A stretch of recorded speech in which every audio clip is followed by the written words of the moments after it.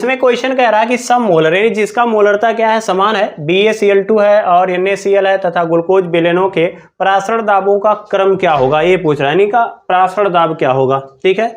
तो यहाँ पर परासरण दाब के लिए हमने फार्मूला पढ़ा है, पाई बराबर क्या होता है भाई, CST होता है। क्या होता है, CST, छत्रपति शिवाजी टर्मिनल। और उसके बाद जो है अगर कहा गया था कि अगर किसी हम पदार्थ को घोल रहे हैं, विलेय को घोल रहे हैं, अगर वो आयनों में टूट रहा है उसके लिए हमें I से गुणा करना पड़ेगा। तो ये हो गया हमारा फार्मूला परासरण दाब। परासरण दाब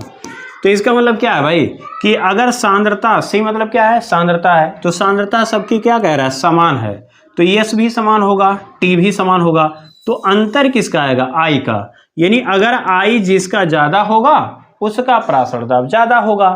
तो I का मान हमें देखना पड़ेगा कि I का मान किसमें ज्यादा है। ठीक है, तो यहां पर हमारे पास क्या है, जैसे एग्जाम्पल में कह रहा है भैया BaCl2 ले लो, तो BaCl2 को जब आप तोड़ोगे तो क्या मिलेगा, तो Ba2 प्लस मिलेगा और 2Cl माइनस मिलेगा, है ना,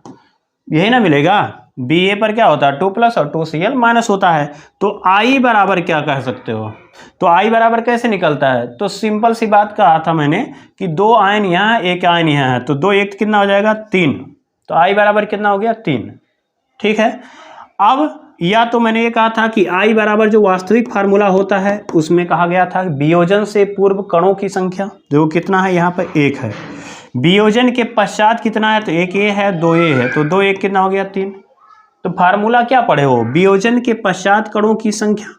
बटे वियोजन से पूर्व कणों की संख्या 1, तो बराबर कितना हो गया 3। तो हम डायरेक्टली लिखेंगे कि हाँ बेरियम क्लोराइड के लिए कितना आ गया भैया 3 आ गया। ठीक है, तो इसका हो गया हमारे पास 3। ठीक, यानी I का मान कितना हो गया 3 हो गया। ठीक, अच्छा NaCl के लिए अगर देखा जाए तो NaCl के लिए अगर आप तोड़ रहे हो तो Na प्लस में और क्या मिलेगा भैया Cl माइनस में, ये ना मिलेगा। तो इसमें I बराबर कितना हो जाएगा, तो हम समझेंगे कि एक आयन यहाँ एक आयन है, एक एक कितना 2, तो I बराबर कितना 2, डायरेक्ट लगा लो, I बराबर कितना हो जाएगा, हाँ जी गुड इवनिंग, तो I बराबर कितना हो गया 2 हो जाएगा। ठीक, अच्छा तो ये हो गया आपका, यानी NaCl के लिए I का मान कितना आ रहा है भैया 2 आ रहा है। ग्लूकोज है तो ग्लूकोज का फार्मूला C6H12O6, अगर इसे जल में घोल रहे हो, जलीय विलयन में या जलीय विलयन में घोल रहे हो, तो ये कोई आयन नहीं देता है, यानी ये वियोजित नहीं होता है, टूटता नहीं है, तो इसमें आयनों की जो संख्या होगी वो तो एक ही रहेगी, कणों की संख्या कितनी रहेगी, एक ही रहेगी, यानी पहले एक था बाद में भी एक ही रह गया, है ना, पहले कितना था भैया एक था और अब भी एक ही रह गया, तो I बराबर 1/1 बराबर कितना हो गया 1 हो गया। तो इसका मतलब क्या है कि कणों की संख्या या वन टाइप गुणांक इसका कितना है 1 आया, NaCl का 2 आया, है ना, और BaCl2 का 3 आया। इसका मतलब है कि हम परासरण दाब किसका पाई बराबर, अगर हम किसके लिए लिखते तो पाई बराबर किसके, अगर BaCl2 के लिए लिखते पाई BaCl2 तो क्या लिखते 3CST ये होता, और पाई NaCl के लिए लिखते यानी परासरण दाब NaCl का, तो उसके लिए कितना लिखते भाई, तो देखो यहाँ NaCl के लिए कितना आ गया 2 आ गया, तो यहाँ 2CST हो जाता 2CST,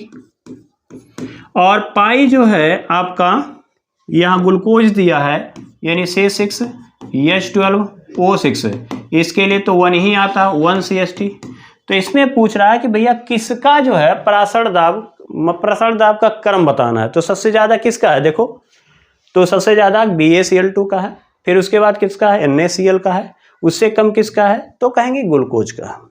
तो इसका आंसर कौन सा हो जाएगा, तो फर्स्ट आंसर जो होगा इसका राइट आंसर हो जाएगा, यानी BaCl2 जो होगा सबसे ज्यादा होगा, फिर NaCl का होगा और फिर ग्लूकोज का होगा। क्लियर हुआ, ये हो गया, कोई डाउट है तो बताओ।